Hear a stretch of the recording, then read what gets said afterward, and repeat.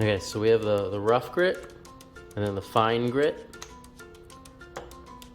and then the 20-degree angle for a very dull blade, and then the 15 for something that just needs a little more refinement. As you see, they're not cutting this orange, and so I'm gonna use the rough grit and the 15-degree angle. So it's magnetic, as you can see here. And then you simply apply pressure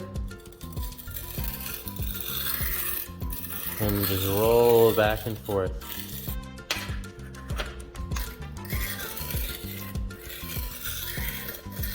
Okay, now I'm gonna go with the fine grit to polish it.